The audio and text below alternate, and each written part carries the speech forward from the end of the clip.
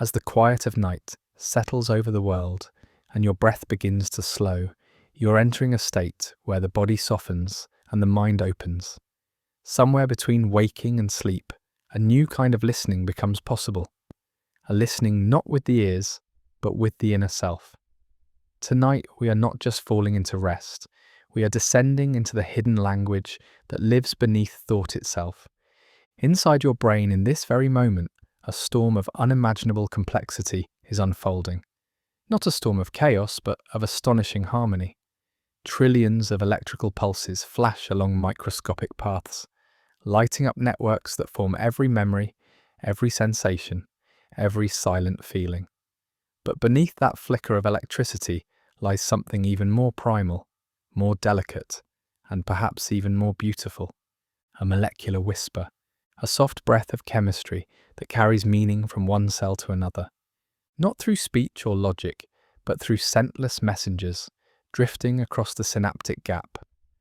This is the hidden language of neurotransmitters, the quiet architects of experience. They do not speak in words, and yet they write every word you've ever heard. They do not feel joy or sorrow, yet they are the very medium through which joy and sorrow arise. Each molecule, a tiny ambassador, crossing from one neuron to the next, unlocking a cascade of perception, desire, or calm. There is dopamine, the restless seeker, urging you forward into novelty and reward. Serotonin, the steady tide, balancing mood and memory like a quiet metronome of mind. GABA, the guardian of calm. Glutamate, the spark of learning. Oxytocin, the bond that draws you close. And countless others, some ancient, some barely understood, weaving an endless dance of presence. In the temples of ancient India, they spoke of prana, a subtle life force flowing through unseen channels. In China, it was qi, the breath of vitality coursing through the meridians. Today, science has given us a new metaphor, one built of synapses, molecules, and binding sites.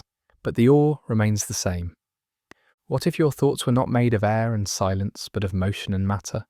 What if your love, your fears, your dreams were not illusions, but the visible ripples of an invisible sea? A sea whose currents are shaped not by tides or winds, but by chemistry, precise, potent, and profoundly mysterious. Tonight we will sail those currents. We will step beyond the illusion of a static self and explore the shimmering networks beneath. We'll meet the messengers who colour your reality, shape your sense of time, and guide the story you tell yourself about who you are. But this will not be a cold clinical tour. It will be a dreamlike voyage, soft, slow, and full of wonder. We will move molecule by molecule, emotion by emotion, into the secret language that animates every thought and feeling you've ever known.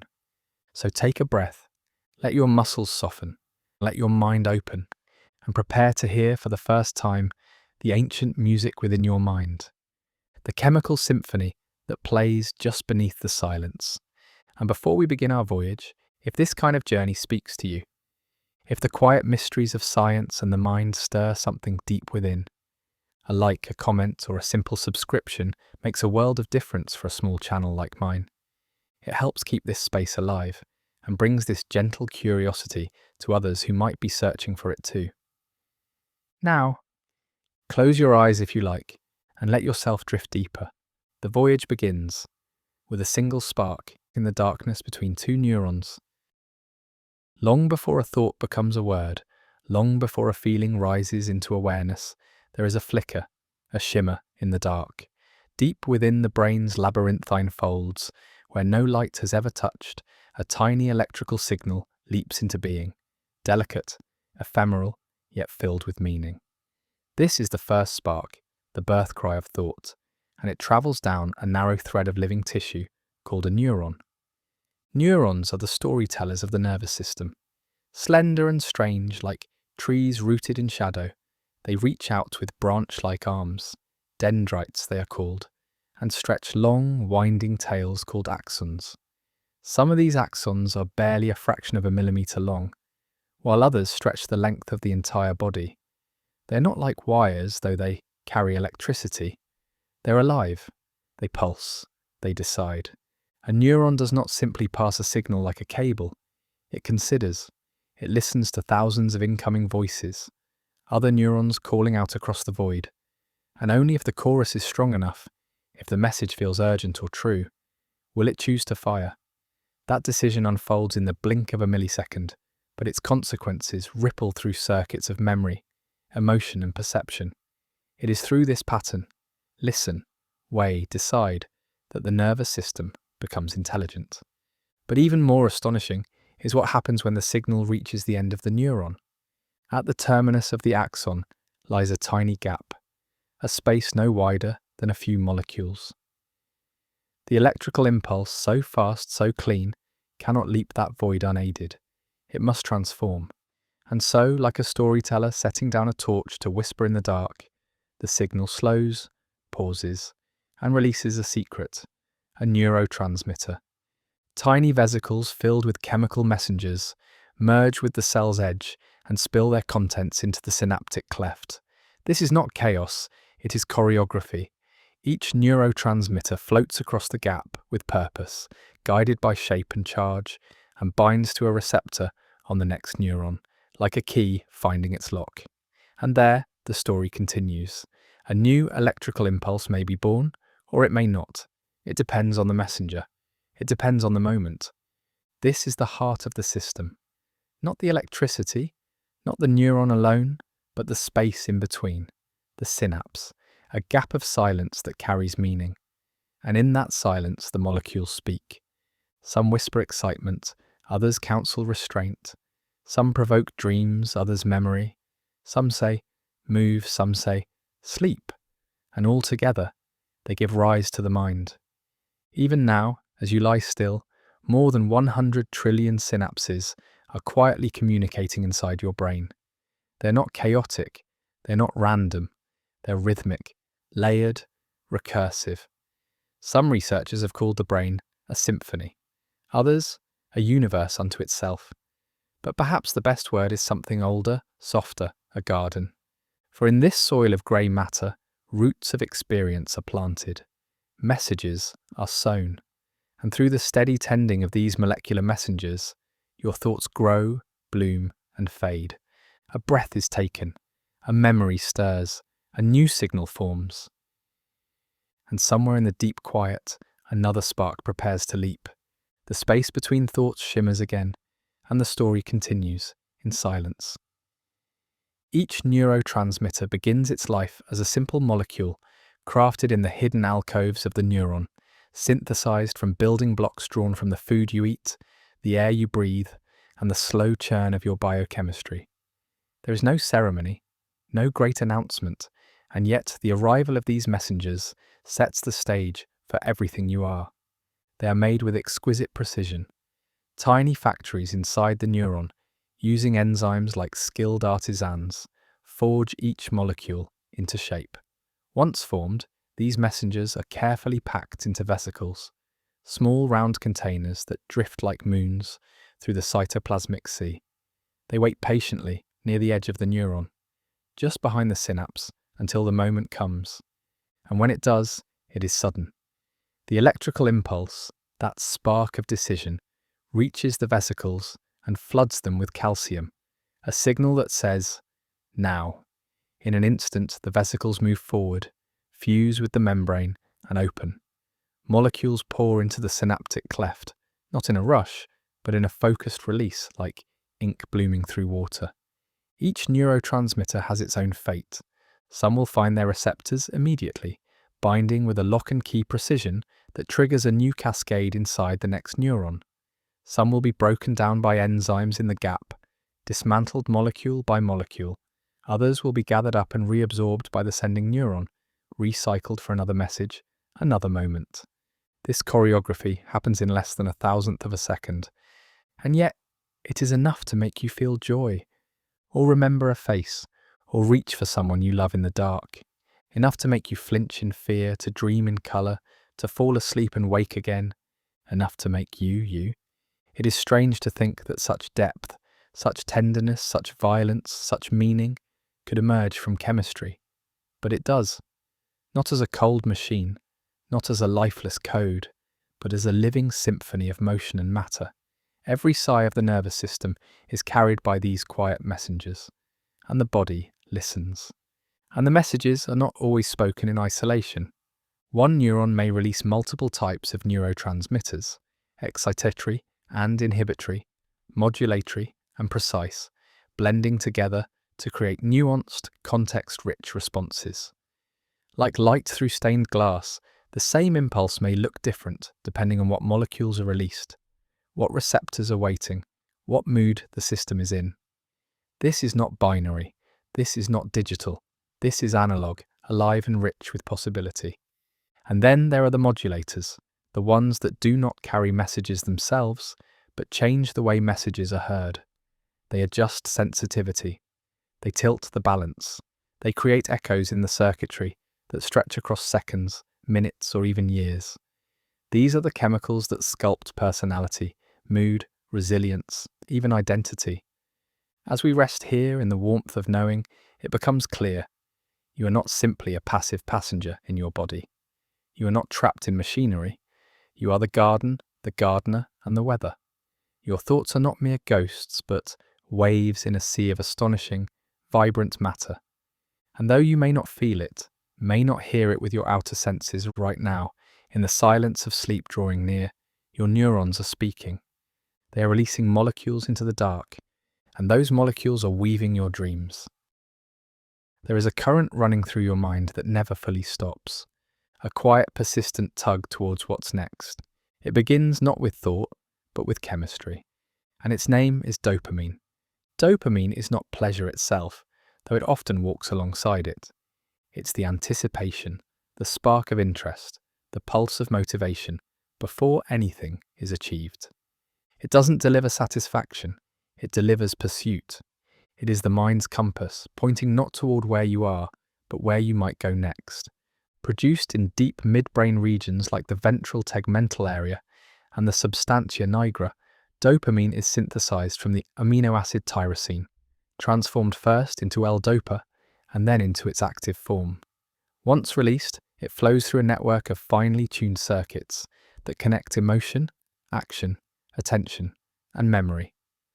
The most well-known of these is the mesolimbic pathway, which carries dopamine from the VTA to the nucleus accumbens, a region that tracks reward and reinforcement. Here, dopamine acts like a prediction system, responding not to the reward itself, but to its possibility. The cue before a reward, the glimpse of something new, the uncertainty of what lies ahead. These are what cause dopamine to rise. Another branch, the mesocortical pathway, reaches into the prefrontal cortex, the part of your brain responsible for planning, focus, and decision-making. Dopamine here helps you set goals, sustain attention, and regulate effort over time. It's not about chasing everything, it's about knowing what to chase and when. Then there is the nigrostriatal pathway, travelling from the substantia nigra into the striatum, where dopamine fine-tunes movement. When this pathway is damaged, as in Parkinson's disease, voluntary movement becomes slow and rigid. The body wants to act, but the signal has dimmed. Dopamine, it turns out, is not just about craving, it's also about control. But dopamine is more than a system of circuits. It's a language of learning. It speaks through bursts and pauses, brief changes in firing rate that encode surprise. When something turns out better than expected, dopamine neurons fire in rapid succession, a signal of positive prediction error. When outcomes are worse than expected, they pause, marking disappointment. This pattern, discovered through animal research and now understood as fundamental to human behavior, explains how habits form, how we adapt, and how we remember not just what happened, but whether it mattered. Even now, as you lie still, this chemistry is quietly active beneath the surface of thought. If you reflect on something you're looking forward to, a goal, a story, a memory of discovery, dopamine stirs. It doesn't push or command, it pulls. That subtle pull is not random. It is shaped by your experiences, your values, your beliefs. Over time, your brain learns which signals to amplify and which to ignore.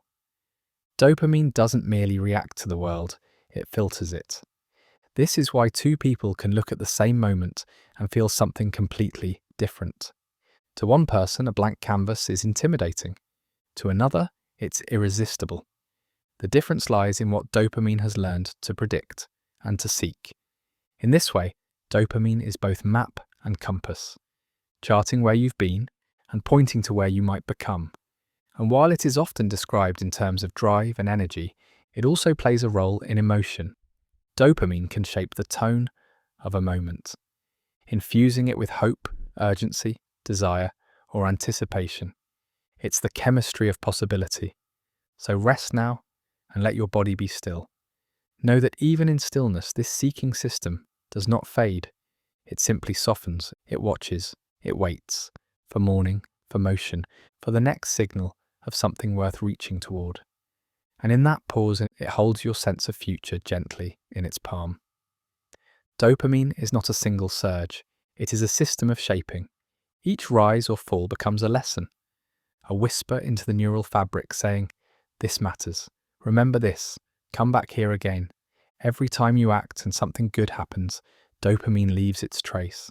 Not in emotion alone, but in learning. It strengthens the synapses that led you there. A biochemical pat on the back. This is how patterns form. This is how habits begin. Not all habits are conscious. Some start with small, rewarding moments that seem innocent enough. A scroll, a sip, a win. But over time, the dopamine spikes grow predictable. The brain, ever efficient, builds a shortcut. What was once a deliberate choice becomes automatic. A behavior lit up before you even know you're reaching. This is the power and peril of dopamine.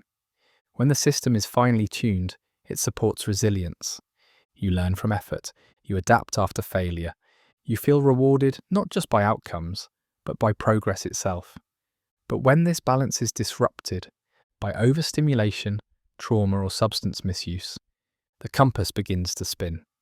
Drugs like cocaine and methamphetamine send artificial floods of dopamine into the system. They don't just mimic reward, they override it. Natural pleasures pale in comparison. The circuits adapt by lowering their sensitivity, and the world becomes dull, colourless, lacking urgency, unless that flood returns. This isn't weakness, it's neuroplasticity gone too far, and yet that same system can heal.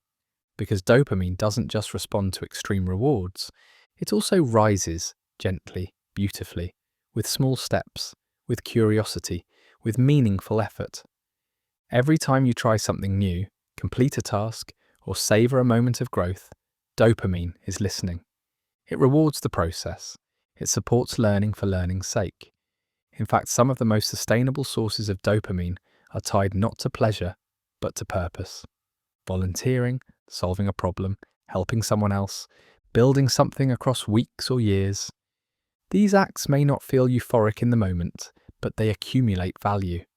They create a kind of emotional gravity, pulling you toward a life that feels lived. Even uncertainty can be rewarding. Because dopamine rises most when the outcome is unpredictable. This is why games are addictive, why novelty excites us, why the same task done with variation or challenge can stay interesting for years. But your brain is not a machine chasing points, it's a living story. And dopamine is one of its narrators. It gives your chapters momentum. It adds punctuation to your choices.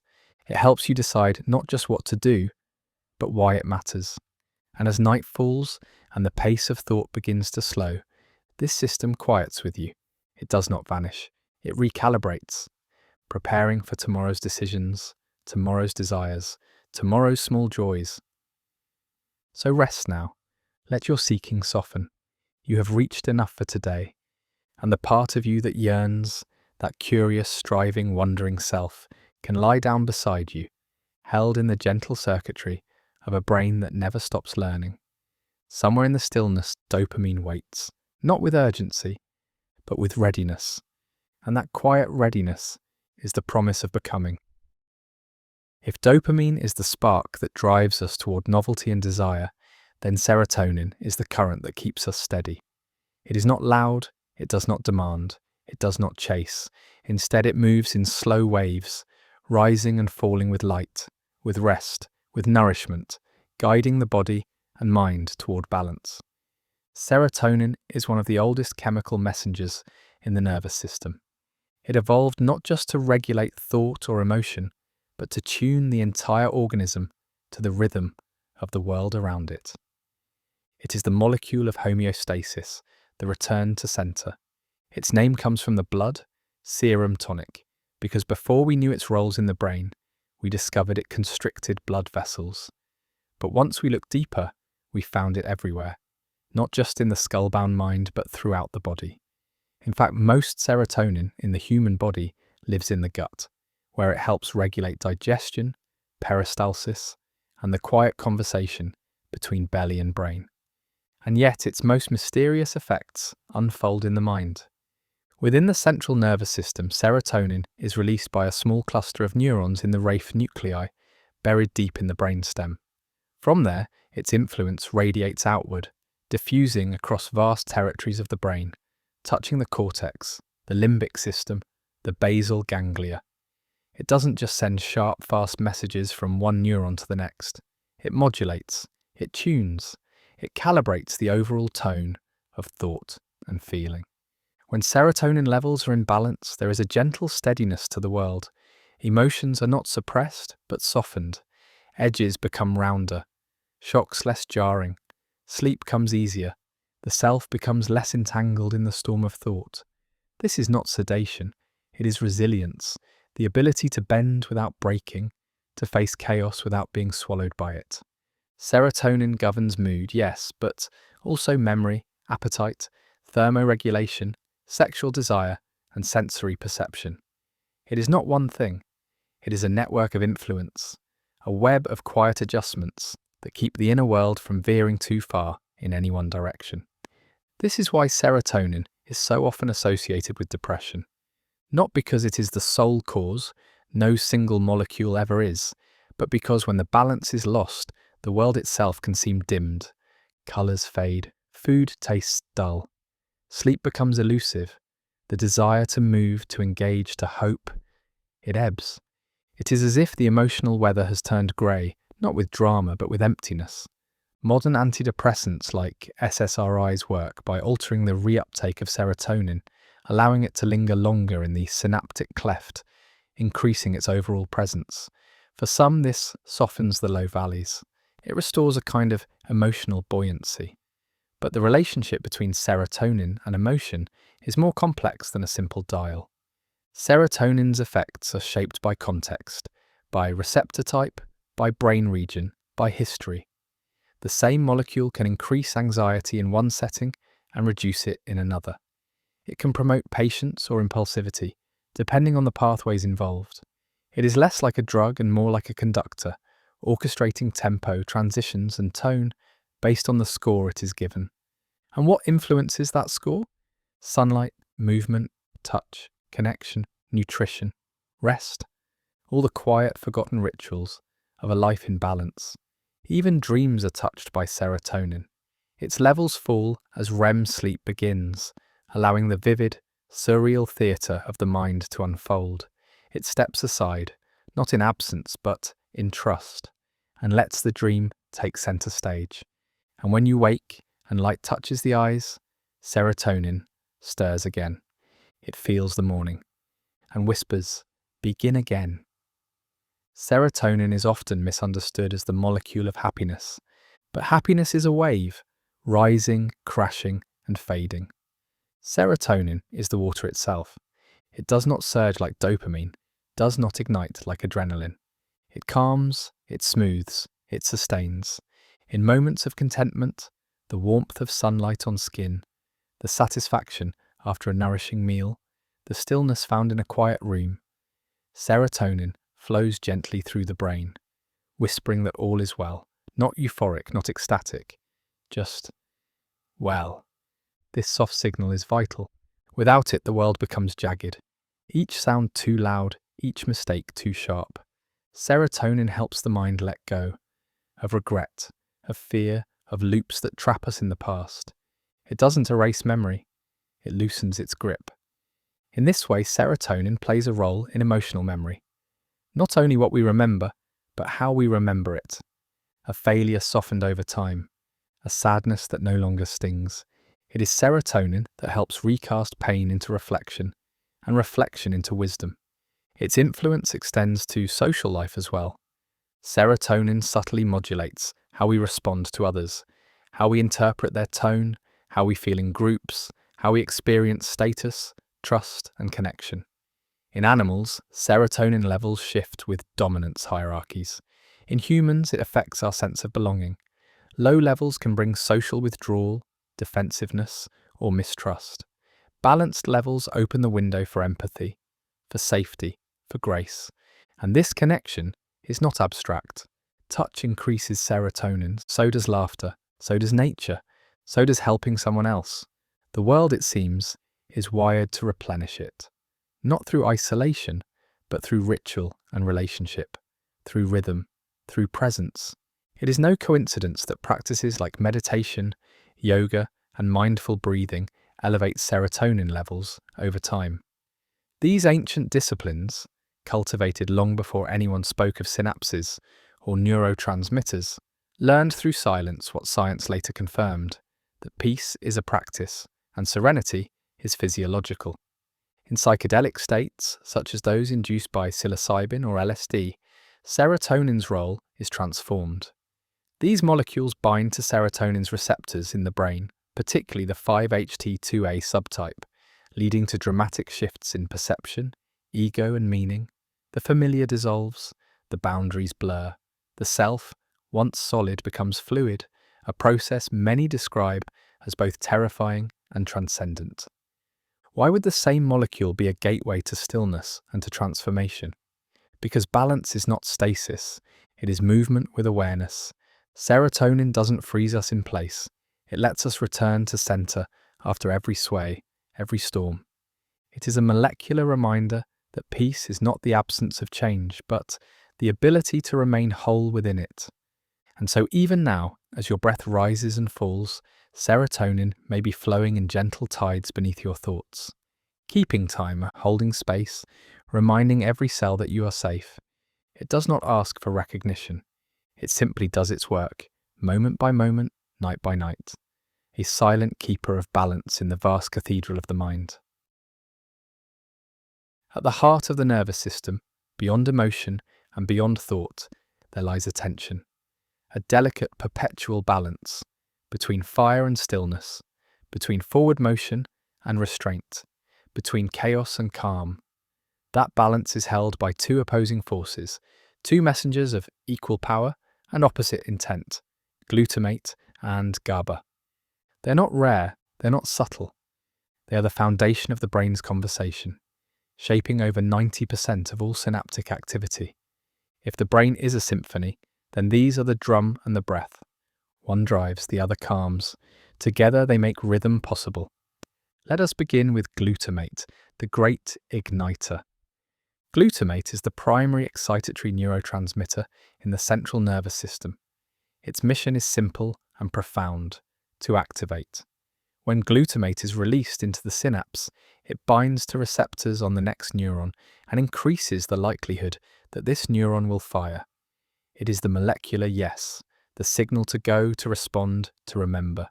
Every time you learn something new, whether it's a face, a phrase, or the feel of a musical note, glutamate is at work.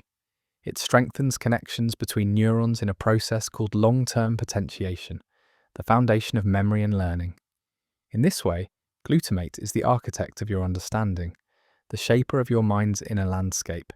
It is fast, powerful, essential, but too much glutamate is dangerous. Uncontrolled excitation can overwhelm the system. It is implicated in seizures, in neurodegeneration, in trauma.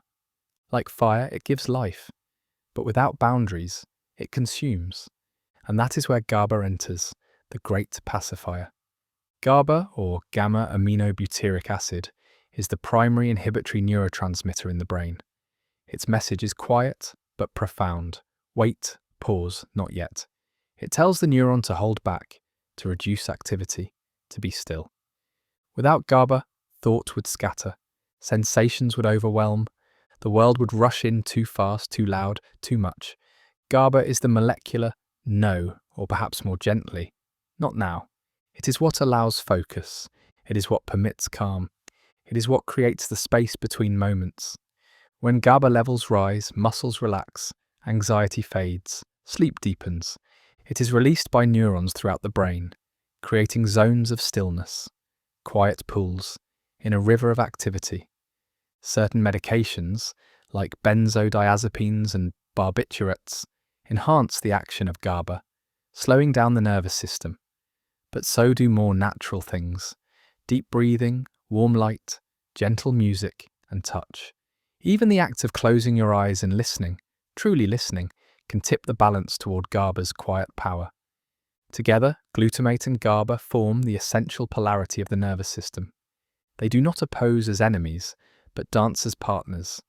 Glutamate sharpens, GABA softens. Glutamate builds, GABA prunes. Without one, the other becomes dangerous. Without both, the mind cannot function. And so, within your brain at this very moment, billions of synapses are balancing these two currents. Every heartbeat and every breath, every passing thought. They are the hidden pulse beneath all pulses, the ancient yin and yang of cognition, emotion, and perception. And though you cannot feel them directly, their harmony becomes the silence you rest in, and the spark that brings you back.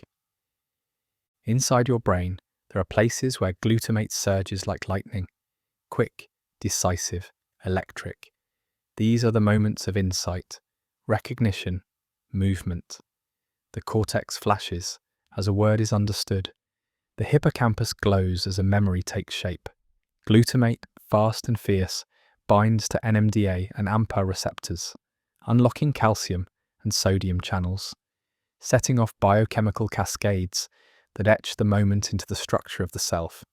It is a sculptor, but a demanding one. It does not merely react, it rewires. Yet the work of glutamate must be tempered, refined, controlled. That is GABA's role, to carve space for order, to protect the brain from the raw heat of overexcitement.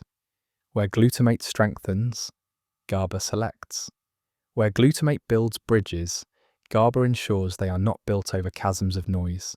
In the developing brain, this relationship is crucial. The infant mind, bathed in plasticity, is sculpted by glutamate's fire. Every new sound, texture, and emotion becomes a pathway. But without GABA's moderation, those pathways would tangle, focus would scatter, regulation would fail. Autism, epilepsy, and certain anxiety disorders have been linked to imbalances between excitation and inhibition. Too much glutamate, too little GABA. The result is not more thought, but less control. Not greater perception, but greater overwhelm. But balance is not about equality, it is about harmony. The right note at the right time, the stillness between the beats. This dance is echoed in sleep, where GABA helps dim the lights of consciousness. It pulls down the shutters of the waking mind, slowing neural oscillations, allowing dreams to unfurl in the space left behind. In the absence of GABA, insomnia can bloom, not because the body refuses to sleep, but because the mind forgets how to let go. Even meditation, so often viewed as spiritual or abstract, is now known to raise GABA levels. Each exhale becomes an invitation, each pause a restoration. In this neurochemical quiet, the brain's chatter subsides, and what remains is clarity, not from silence alone, but from the wisdom of restraint. This balance is not only inside the brain, it mirrors the balance we seek in life. There are times to speak and times to listen, times to act and times to rest, times to reach and times to return. Glutamate urges us outward, GABA draws us inward. Together they shape the arc of every moment. And even now, as your body sinks deeper into stillness, the balance remains. Not frozen, but alive, like the sea under moonlight, moving in patterns too deep to see. The push and the pause, the fire and the breath, the quiet miracle of balance that holds the mind together. Touch the hand of someone you love, and something ancient stirs. A warmth not only in the skin, but in the blood. A quiet softening of the chest, the sense, deeper than thought, that you are safe. That feeling, subtle and profound, is not just emotional, it is molecular, and at its heart is oxytocin. Oxytocin is a neuropeptide, a chain of 9 amino acids, small enough to move swiftly through the brain, powerful enough to shape entire behaviors. Produced in the hypothalamus and released from the posterior pituitary, it acts both as a hormone in the body and as a neurotransmitter in the brain. Its dual role makes it unusual, bridging the worlds of physiology and psychology, flesh and feeling. Oxytocin is sometimes called the love hormone, but this is an oversimplification. It is not a molecule of romance or euphoria. It is a molecule of bonding, trust, and social memory, the quiet glue that holds beings together. In childbirth, oxytocin is critical. It initiates uterine contractions, stimulates lactation, and helps establish the first connection between parent and child. But its influence extends far beyond reproduction. During nursing, oxytocin is released in pulses, not only to trigger milk ejection, but to forge emotional attachment between mother and infant. This biological choreography is one of the oldest and most sacred rituals in nature. In the adult brain, oxytocin is released during touch, eye contact, warm social interaction, and sexual intimacy. It is released during hugging, during dance, during shared meals. Even synchronized movement, as in group prayer, chanting or marching, has been shown to elevate oxytocin levels. It is the molecule of we activated in the spaces between people. Its action is complex. Oxytocin binds to receptors widely distributed throughout the brain, particularly in the amygdala, which processes emotion, the nucleus accumbens, associated with reward, and the prefrontal cortex, which governs decision-making and empathy. When oxytocin levels rise, people become more trusting, more generous, more attuned to the emotions of others. Facial recognition improves, social fear diminishes, the mind opens, not in abstraction but in relationship. This is why oxytocin is sometimes proposed as a treatment for social disorders, including autism spectrum conditions and social anxiety. Its ability to enhance social salience, to make faces more meaningful, to increase eye gaze, to reduce perceived threat, offers hope for deeper connection. But its effects are not uniformly positive. Oxytocin doesn't just bond individuals, it also strengthens in-group loyalty, which can, under some conditions, lead to exclusion, prejudice, or defensiveness against outsiders. In other words, oxytocin doesn't simply say, connect to everyone. It says, connect to those you perceive as safe. This too is ancient. In a tribal world, bonding was survival, but so was caution. The balance oxytocin strikes is subtle. It enhances emotional memory, not by recording facts, but by tagging them with feeling, the tone of a voice, the comfort of a familiar touch, the sense of being held or rejected. These moments are stored deeply in the circuits of the limbic brain, and oxytocin is one of the scribes. It is not just the presence of oxytocin, but the timing and context of its release that matter. A loving gaze under stress may heal, a violation of trust during bonding may scar, and still, it is oxytocin that allows us to forgive, to embrace, to look into another's eyes and say, wordlessly, I know you. Even now as you lie here listening, you are bathed in a gentle stream of it. Perhaps from a memory, perhaps from a voice, perhaps from the simple act of letting go into this moment. You are not alone. Your biology knows this. Your molecules remember. The bonds we carry, to friends, to family, to those we hold dear, do not live in words alone. They are etched into the brain's most ancient architecture, woven into patterns of touch, scent, voice, and shared time. And one of the molecules that helps form those threads is oxytocin. It is not simply released in moments of connection. It also helps encode those moments into social memory, the ability to remember not just what happened, but who was there, how they made you feel, and whether you were safe. Experiments in rodents have shown that oxytocin plays a crucial role in forming partner preferences. In prairie voles, monogamous creatures with strong pair bonds, blocking oxytocin receptors prevents the formation of attachment, even after mating. But when oxytocin is enhanced, even brief contact can lead to long-term bonding. In humans, similar mechanisms appear to underlie the chemistry of trust and familiarity. But like all powerful systems, oxytocin's influence depends on sensitivity. Not everyone's oxytocin system functions in the same way.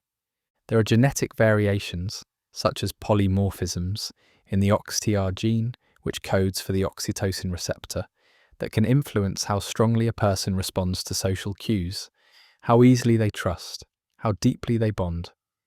These subtle genetic shifts may help explain differences in temperament, attachment styles, and susceptibility to social disorders.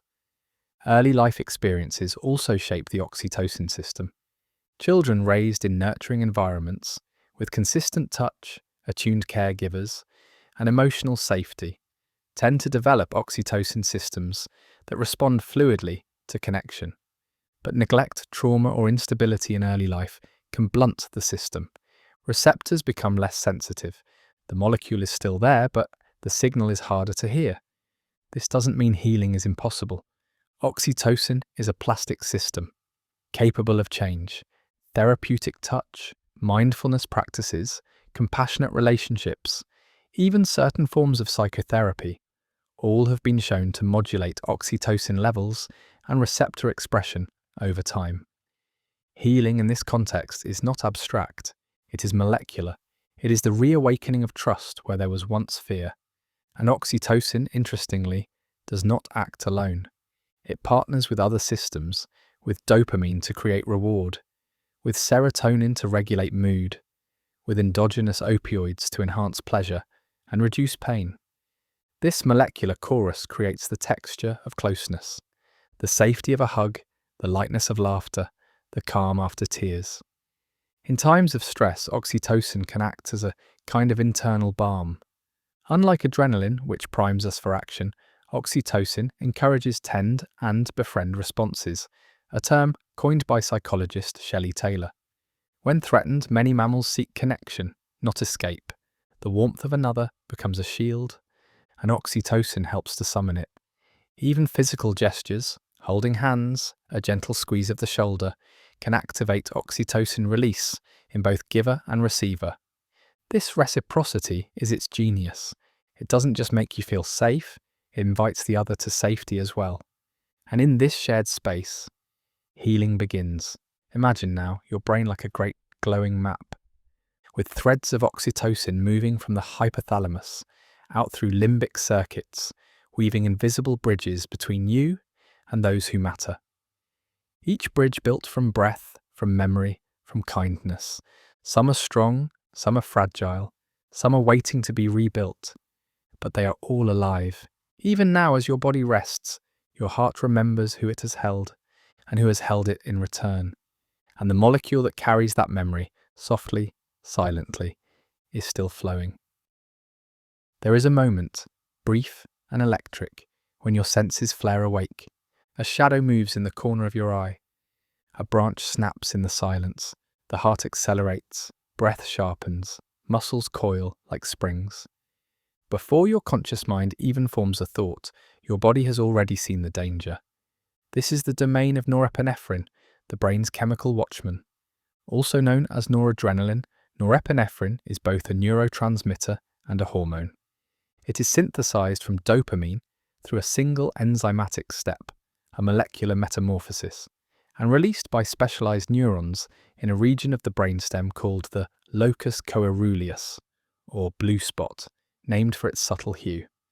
Though small, containing only around 15,000 neurons, the locus coeruleus sends wide-reaching projections throughout the brain and spinal cord, influencing nearly every aspect of arousal, attention, and response to stress. When norepinephrine is released, it changes the state of the nervous system. Neurons become more reactive to incoming signals. The signal-to-noise ratio improves. What matters becomes clearer. What distracts is pushed aside. This is not the gentle modulation of serotonin, nor the motivated seeking of dopamine. This is readiness. Vigilance, a sharpening of the mind's blade. At the physiological level, norepinephrine constricts blood vessels, increases heart rate, and dilates the pupils, all hallmarks of the sympathetic nervous system, the body's fight-or-flight response. But its more subtle power lies in how it affects perception. In moments of danger or intense focus, norepinephrine alters thalamic gating, adjusting how sensory information is filtered and prioritized. Suddenly, faint sounds become louder. Peripheral motion leaps into awareness. Time may seem to slow, not because the world changes, but because the brain processes more data per second. This state is sometimes called hypervigilance, and it has saved countless lives. But vigilance comes at a cost. In environments of chronic stress, where threats are persistent but ambiguous, norepinephrine remains elevated. The mind becomes jumpy, sleep is disturbed, focus is narrowed to threat. In conditions like post-traumatic stress disorder, PTSD, the locus coeruleus becomes hypersensitive, releasing bursts of norepinephrine even in the absence of danger. Memories become vivid and intrusive. The body responds to shadows as if they were fire. The brain, always trying to protect, forgets how to rest. And yet, norepinephrine is not merely a molecule of fear. It is also the chemistry of alertness, of concentration, of cognitive flexibility. Low baseline levels are associated with attention deficit hyperactivity disorder, ADHD, where the ability to stay on task falters, not from laziness, but from an inability to maintain the Watchman's focus. Medications that modulate norepinephrine, such as atomoxetine or certain tricyclic antidepressants, work not by stimulating reward, but by enhancing the ability to sustain mental presence, to hold the mind's lantern steady.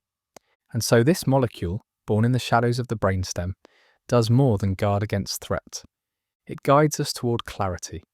It teaches the nervous system to prioritize, not just for survival, but for awareness. What is important? What needs to be remembered? What must be done now? These questions are not asked in words. They're asked in pulses, in the timing of release, in the reach of synapses, in the silence between heartbeats. And even in the quiet of sleep, the Watchman does not fully withdraw. He listens, he waits, ready to rouse the body if danger draws near. In the hours after a powerful experience, a sudden loss, a burst of joy, a moment that makes time stand still, you may find the memory etched with crystal clarity. The smell in the air, the shape of a shadow, the texture of a voice. These details are not random. They have been tagged, highlighted by norepinephrine. One of norepinephrine's critical roles is in memory consolidation, particularly of emotionally charged events. It signals the amygdala, the brain's emotional sentinel, to assign importance to a moment. Then, through its influence on the hippocampus, it helps shape what is stored, not merely as information, but as meaning. This process is adaptive. A brain that remembers danger is a brain that survives. But in cases of trauma, the tagging can become overwhelming. Memories are not just stored, they're relived. The Watchman becomes the echo. The system meant to protect begins to haunt. Norepinephrine also works in tight coordination with other systems. In moments of acute stress, it operates alongside cortisol, the primary hormone of the hypothalamic pituitary adrenal HPA axis. Cortisol extends the body's stress response, regulating metabolism, inflammation, and energy mobilization. But norepinephrine acts first. It is the immediate signal, the flare shot into the sky, while cortisol is the sustained fire that burns beneath. Too much norepinephrine, especially when paired with cortisol, can narrow attention until the world becomes a tunnel. This is useful in emergencies, but chronic exposure to this state wears down the brain's flexibility. It affects neuroplasticity, executive function, and even immune regulation. Yet, like many neurotransmitters, norepinephrine is not inherently good or bad. It is about dose, timing, context. In the right balance, it creates flow states, where action and awareness merge. Artists, athletes, and surgeons speak of this state. Time slows, distractions vanish, the body and mind unify in effort. In these moments, norepinephrine is elevated, but not in panic. It is focused, directed, engaged. This balance is managed in part by alpha-2 adrenergic receptors, which serve as a feedback system, like brakes for the locus coeruleus. When these receptors detect too much norepinephrine in the synapse, they dial down its release. This elegant self-regulation allows the brain to rise to the occasion and then settle when the task is complete. Some medications, such as clonidine or guanfacine, target these alpha-2 receptors to reduce norepinephrine output. They're often used in conditions like hypertension, ADHD, and PTSD to quiet the system, to dim the alarm bells. Still, the brain is not a machine with on and off switches. It is a field of gradients, feedback, and rhythm. Norepinephrine does not simply say, wake up or calm down. It says, this matters now. It tunes the nervous system to relevance, not through logic, but through salience. What is urgent? What is real? What demands your full presence? And presence at its best is not panic. It is awareness. It is the ability to listen, to react, and to choose without being consumed by the noise. Even in meditation, a state often associated with calm, studies show a gentle, sustained increase in norepinephrine. Not enough to alarm, just enough to keep the light of awareness steady. Just enough to remain here, in this breath, and the next. So as you rest now, consider this. Somewhere in your brain, the Watchman still walks the perimeter. Not in fear, but in care. Not to disturb your peace, but to protect it. He listens for the world's smallest signals, a creak, a sigh, a shift in light. And when nothing comes, he steps back into the dark and lets you sleep. If the mind is a lantern, then acetylcholine is the hand that steadies it, keeping the beam clear, narrow, and steady. It is the molecule of attention, volition, and precision. Unlike dopamine, which moves toward the future, or serotonin, which settles the mood, acetylcholine draws a sharp boundary around the now. It is also one of the oldest neurotransmitters in evolutionary history. Found even in simple invertebrates, it has remained central to communication between nerve and muscle, brain and body, for over 500 million years. And in humans, its influence extends from the very first breath to the final memory that remains. Chemically, acetylcholine is a small, simple molecule composed of acetate and choline, yet its reach is vast. In the peripheral nervous system, it is released at the neuromuscular junction, the interface where motor neurons meet muscle fibers. When you decide to move, to reach for a glass, to speak, to breathe, acetylcholine flows across that junction. It binds to nicotinic receptors on muscle cells, triggering an influx of sodium, depolarizing the membrane, and causing the muscle to contract.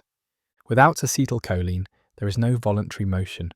Diseases like myasthenia gravis, in which antibodies block acetylcholine receptors, demonstrate this clearly. Patients experience profound muscle weakness, despite intact nerves and muscles. The signal simply cannot get through. But in the central nervous system, acetylcholine takes on a different, subtler role, not as a spark of motion, but as a spotlight for thought. Produced primarily by neurons in the basal forebrain, particularly the nucleus basalis of Minert, acetylcholine is released throughout the cortex during states of heightened attention and learning. It enhances the brain's ability to distinguish signal from noise, to filter, to focus, to prioritize. It is not just involved in what you notice, but in what you remember. In this way, acetylcholine shapes plasticity, the brain's capacity to change itself. It enhances the sensitivity of NMDA receptors, increases synaptic strength, and facilitates long-term potentiation, the cellular basis of learning. It is the molecular ink that helps experience etch itself into the self. This becomes most evident in sleep. During REM sleep, when the brain dreams most vividly, acetylcholine levels surge. This paradoxical state, brain active, body paralyzed, is characterized by intense internal stimulation. The cortex is lit like daylight, even as the outside world falls silent. And acetylcholine is central to this internal theatre, allowing the mind to rehearse, replay, and recombine fragments of experience into new forms. Dreams, in this sense, are not random.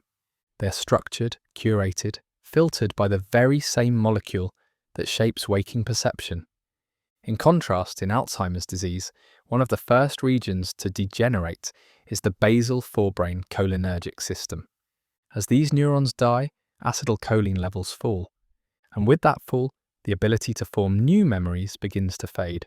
Cholinesterase inhibitors, drugs like donepezil and ribostigmine, attempt to slow this loss by preventing the breakdown of acetylcholine in the synapse. They offer modest improvements or slow declines, but they are a reminder. When this molecule dims, the light of memory dims with it. Even the act of listening, as you're doing now, is shaped by acetylcholine. It helps your brain hold onto the thread of narration, ignore background noise, and stay present with the unfolding sentence. It is not flashy, it does not reward, it simply clarifies. And in this clarity, we think. We learn, we remember. Acetylcholine is the lens through which consciousness sharpens its gaze, not by excitement, but by selection. It is the quiet voice saying, "Pay attention here. This matters." In a world filled with light, the gift is not to see everything, but to see one thing clearly. Acetylcholine makes this possible. It sharpens attention like a sculptor's chisel, carving away what is irrelevant so that the essential may be seen. This filtering function is not a passive process. It is active, dynamic, and exquisitely sensitive to your intentions. When you choose to attend to a sound, a face, a memory, acetylcholine levels rise in specific cortical circuits. This release is not general, it is targeted. Cholinergic projections from the basal forebrain can focus on individual sensory regions, enhancing their responsiveness while dampening others. Your mind is not a floodlight, it is a spotlight, and acetylcholine is the beam. In studies of visual attention, acetylcholine has been shown to increase the signal-to-noise ratio in the visual cortex, improving contrast sensitivity and perceptual resolution.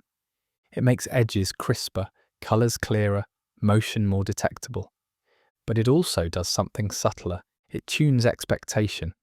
Acetylcholine modulates top-down processing, the brain's internal predictions about what it expects to see. By adjusting the weight between incoming data and internal models, it helps you update your beliefs about the world in real time. This is critical not only for perception, but for learning itself. In environments of uncertainty, where outcomes change quickly, acetylcholine increases. It signals the brain, be flexible, relearn, stay alert. This is why tasks that involve adaptation or rapid updating of rules show increased cholinergic activity in the prefrontal cortex. Disruption of this system can lead to profound cognitive consequences. In delirium, for example, sudden and severe drops in acetylcholine are associated with confusion, disorientation, and fragmented thought. The lens of awareness fractures, time, place, and self begin to slip. Even the boundaries between sleep and waking can blur.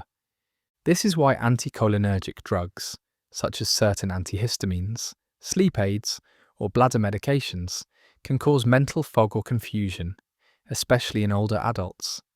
The brain without acetylcholine is like a lighthouse without a beam, still present but adrift in fog. On the other hand, enhanced cholinergic activity is associated with lucidity, not just in waking life, but in dreams. Lucid dreaming, a state in which the dreamer becomes aware of dreaming, has been linked to increased acetylcholine activity during REM sleep. This suggests that acetylcholine is not only necessary for focused attention in waking life, but may also grant awareness within the dreamscape itself. In meditation, this molecule plays a subtle but vital role. Focused attention practices, such as following the breath or repeating a mantra, increase cholinergic tone in regions like the anterior cingulate cortex, supporting sustained awareness and error detection. It is the internal whisper that gently redirects the mind when it drifts. Yet acetylcholine does not act alone. Its effects are modulated by interneurons, receptor subtypes, and its interaction with monoamines like dopamine and serotonin. It operates through both nicotinic receptors, which are fast and ionotropic, and muscarinic receptors, which are slower and metabotropic, allowing it to work on multiple timescales. It is both the switch and the dial, both the flash and the fade. In this way, acetylcholine is not only the lens of focus, it is the frame of consciousness itself. It does not tell the brain what to think, it decides where to look. And by deciding that, it shapes what becomes real. So as your body relaxes and your mind begins to drift, acetylcholine will slowly recede. Not as a failure, but as a gift. It has guided you here to the edge of sleep, and now it yields to other messengers. For even clarity must rest, and from that resting, dreams are born. There are moments, rare and wordless, when the world goes quiet. A runner's breath slows after a final hill. A mother holds her newborn for the first time. A body, long racked with pain, finally exhales. In these moments there is no euphoria, no drama, only a warm fading of edges, a sinking into safety. This is the realm of the endorphins. Endorphins, short for endogenous morphines, are opioid peptides produced naturally in the body.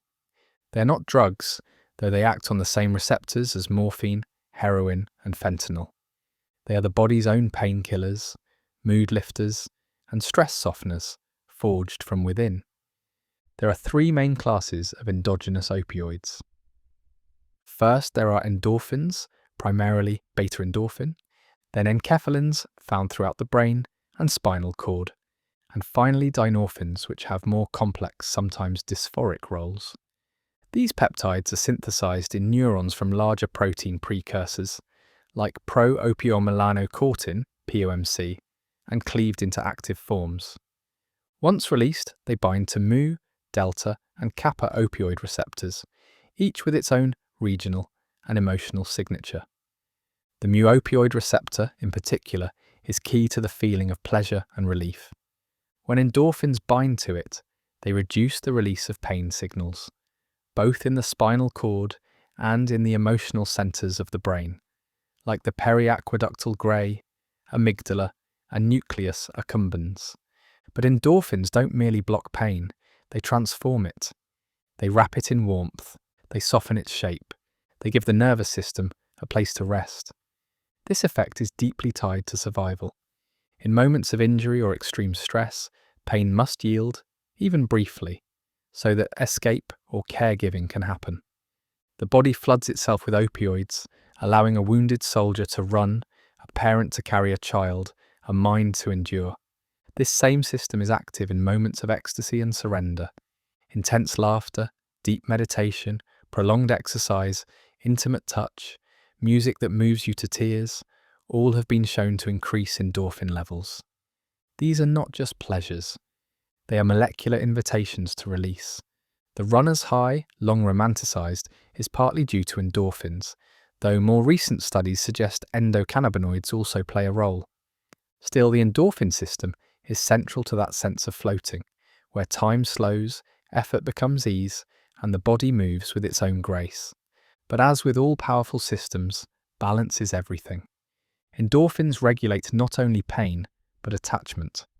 Studies show that social bonding, especially through physical contact, increases endogenous opioid activity. In primates, grooming behavior triggers opioid release, reinforcing social cohesion. In humans, hugs, laughter, and even shared meals are subtle activators. When this system is deficient, people may experience not only more pain, but more loneliness.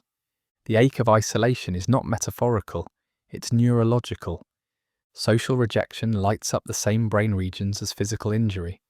And opioids, natural or artificial, can blunt both. This has led some researchers to call endorphins the molecules of belonging, not because they make us love others, but because they soothe the sting of disconnection. They allow us to open, to risk, to trust. In ancient rituals, fasting, chanting, dancing in rhythm for hours, people unknowingly activated this system, inducing altered states where pain gave way to vision, separation dissolved into union. The endorphins, it seems, were always there, waiting. Even now as you lie still, There may be a quiet activation, a memory of kindness, the hush of breath, the body recognizing that for this moment it does not need to defend. The ocean within you stirs, and the waves begin to calm. Beneath the skin, behind the breath, there is a system always listening, to strain, to sorrow, to need. The endorphin system is not reactive in the way a reflex snaps or a heart races. It is contemplative. It watches, waits, and then answers with silence, the kind of silence that softens suffering. In the limbic brain, where emotions and survival meet, endorphins modulate how experiences are felt. They do not change the facts of what happens, but they change the weight of the moment. Pain becomes bearable. Sadness becomes slow. Time loosens its grip. And yet this molecular mercy can be misused. Because the body's natural opioid system shares receptors with powerful external drugs, heroin, morphine, fentanyl, it can be easily hijacked.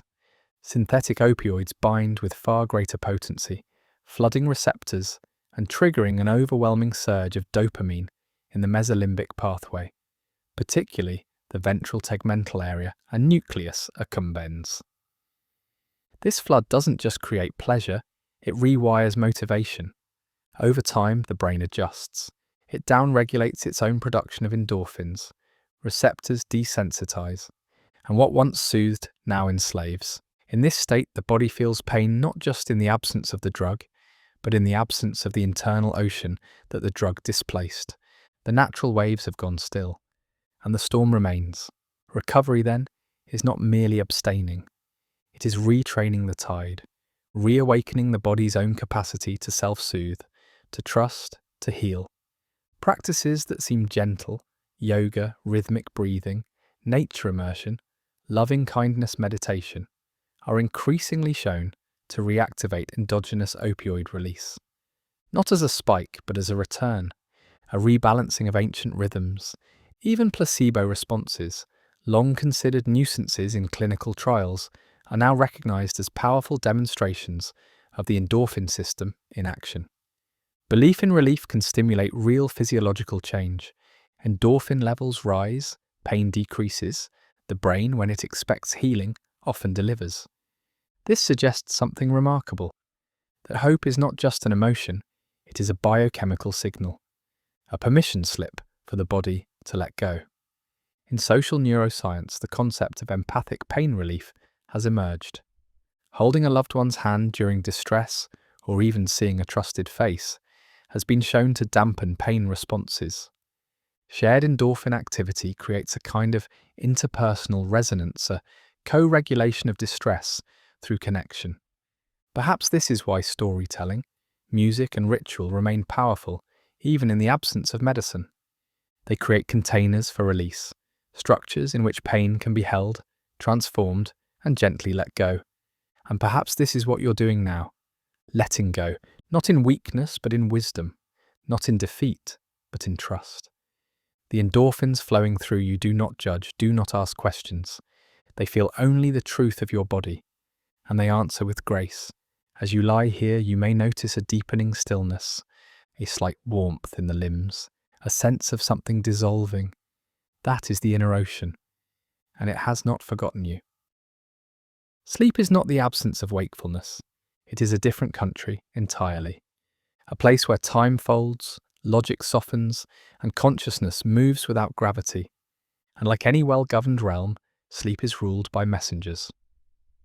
Molecules who shape its gates, maintain its rhythms, and direct its unfolding scenes.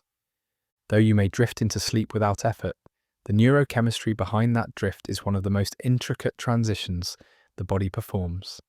It is not a switch, but a carefully coordinated shift in molecular balance, a slow dance among neurotransmitters and neurohormones. At the threshold stands GABA, the gatekeeper of rest. As light fades and external stimulation wanes, the ventrolateral preoptic nucleus, VLPO, in the hypothalamus becomes active, releasing GABA and galanin.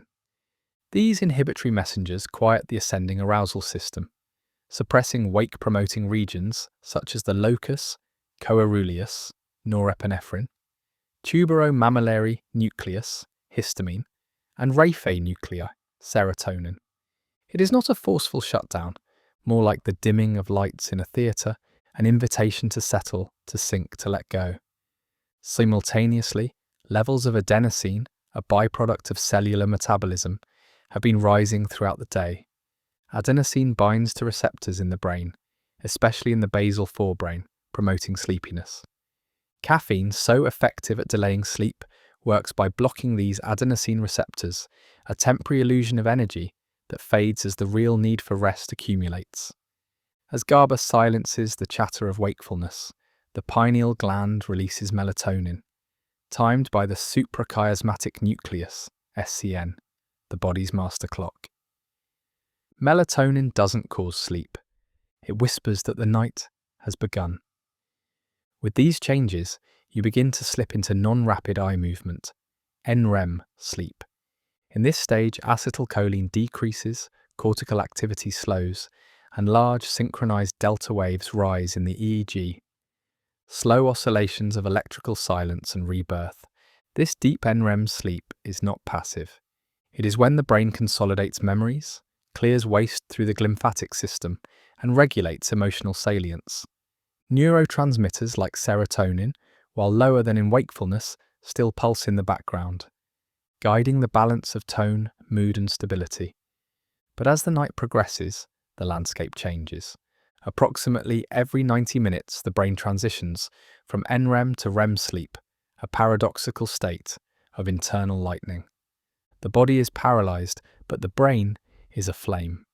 In REM, acetylcholine levels rise dramatically, especially in the pons and basal forebrain.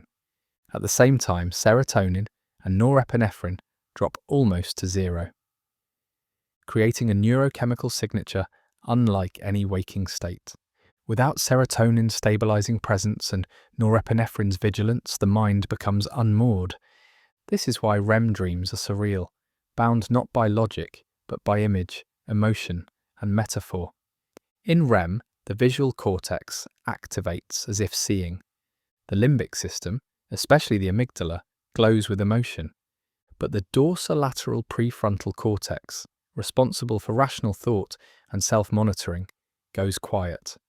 And so we dream, wildly, vividly, without restraint. This inner world is not meaningless. Research suggests that REM sleep contributes to emotional regulation, problem-solving, and even creativity. Dreams, in their symbolic logic, may help the brain test future possibilities, reprocess trauma, and knit together disparate thoughts. And throughout it all, a symphony of messengers conducts the scene. Acetylcholine ignites imagery. Dopamine may lace dreams with desire or awe. Endocannabinoids modulate forgetting. GABA holds the body still.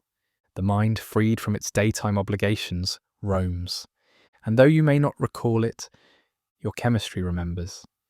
Your molecules carry the imprint of every dream you've had, like waves storing the wind long after it has passed. Within the strange terrain of REM sleep, a rare state can emerge. When the dreamer becomes aware they are dreaming. This is lucid dreaming, a curious blending of waking consciousness and sleep's wild theatre. It is not common, and it is not always stable. But when it arises, it reveals something extraordinary. That consciousness is not a binary switch. It is a spectrum, fluid, shifting, and shaped by chemistry. In lucid dreamers, neuroimaging studies show reactivation of the prefrontal cortex, particularly the dorsolateral prefrontal cortex, which is usually quiet during standard REM. This reactivation is thought to allow self-reflection, volition, and even memory access inside the dream. Acetylcholine levels are unusually high in lucid dreaming, especially around the temporal and frontal lobes. In fact, studies have shown that administering cholinesterase inhibitors, such as galantamine, can increase the frequency of lucid dreams by preventing the breakdown of acetylcholine and sustaining its action. But lucidity is not simply about awareness. It also requires the subtle cooperation of gamma oscillations, high-frequency brainwaves associated with insight, integration, and consciousness. These gamma rhythms, emerging spontaneously or through practice, appear to bridge the gap between the dreaming brain and the waking mind. Lucid dreaming is a window into the brain's adaptability, how the same molecules, shifting only slightly in timing or intensity, can create radically different experiences. Not only can you dream, you can know that you dream, you can explore, you can ask questions of yourself, and sometimes even receive answers you do not recall learning. But not all dreams are lucid. Most pass through us like mist, dissolving upon waking. Why are dreams so difficult to remember? One reason is neurochemical amnesia. During REM sleep, levels of norepinephrine, critical for memory encoding, are at their lowest.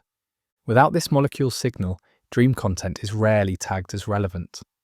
Unless you wake during or immediately after a dream, the memory slips away, unanchored. But sometimes a fragment remains, an image, a face, a feeling that lingers through the morning. These are not random. They are echoes, waves left behind by the neural tides of the night. And so the body begins to stir. Light touches the eyelids. The suprachiasmatic nucleus receives its signal. Melatonin fades. Cortisol begins to rise. The reticular activating system comes online. And slowly, gracefully, the balance of neurotransmitters shifts once more.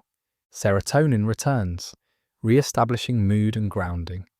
Norepinephrine rises, sharpening focus and restoring memory encoding. Dopamine stirs, bringing motion and curiosity. Acetylcholine withdraws from the dream world, narrowing the aperture of imagination. And GABA yields, releasing the limbs from sleep stillness. You wake, not abruptly, but through a molecular crescendo, a quiet agreement among messengers that the journey inward has ended, and the journey outward may begin. Sleep is not an escape, it is a process, a dialogue, a ritual enacted each night between body and brain, guided by the invisible hands of chemistry. And though dreams may fade, their messengers remain, shaping the tone of the day, quietly influencing what you feel, what you remember, and how you carry yourself through the world. So if you feel rested or healed or strangely inspired upon waking, know that it was not magic, it was biology. It was the unseen effort of countless molecular actors, working in silence to remake the soul while the body slept. Beneath every thought, every memory, every quiet heartbeat, there is a river flowing. It moves in silence, under the surface of awareness, carrying whispers made not of words, but of molecules. You are not a machine, and your mind is not a binary code. You are not a static being, but a process, an endless unfolding of signals, pulses, feedback, and chemistry. And in that unfolding, 1,000 messengers pass unseen, each with its own rhythm, each playing a part in the music of self. Dopamine reaches forward, craving the next moment, the reward that glimmers just out of reach. It is the hand that opens the door. Serotonin smooths the path behind you, calming the waves, softening the noise. It is the lantern of balance, the gravity that keeps emotion tethered to meaning. GABA and glutamate weave together every instant of motion and thought, one holding, one releasing, the breath of the brain itself. Oxytocin draws the boundary of the self wider, inviting others into its circle. The chemistry of trust, of eye contact, of forgiveness, of love. Norepinephrine sharpens the edges, raising the mind into alertness when it matters most. It keeps you alive. It keeps you here. Acetylcholine clears the haze, steadying attention like a lens held to the light. It remembers for you. It guides the gaze. It chooses what becomes real. Endorphins soothe what hurts, soften what cannot be avoided, and offer the body refuge from its own storms. And in the darkness of sleep, a new ensemble takes the stage, modulating the theatre of dreams, sweeping the neural floor clean, laying down memory, meaning, and the quiet hope of renewal. No single messenger defines you. It is their pattern, their interplay, the timing, the intensity, the context, that shape your experience. They are not in conflict. They do not argue. They dance. They modulate and echo. They surge and fade. They carry your joy. They carry your grief. They carry you. You are not merely the recipient of this dance. You are part of it. Your choices, your breath, your sleep, your stories. They all change the music. You are not separate from your biology. You are not trapped in it either. You are the emergence, a fluid, shimmering consciousness born from molecules that do not know your name. And yet, build every thought you've ever had. Even now, as sleep draws near, the river continues. It slows, yes, but it does not stop. It remembers what you've seen. It cradles what you've felt. It carries your story forward from this breath to the next. And so, with eyes closing and the night growing deep, you can let go. Not into nothing, but into this river.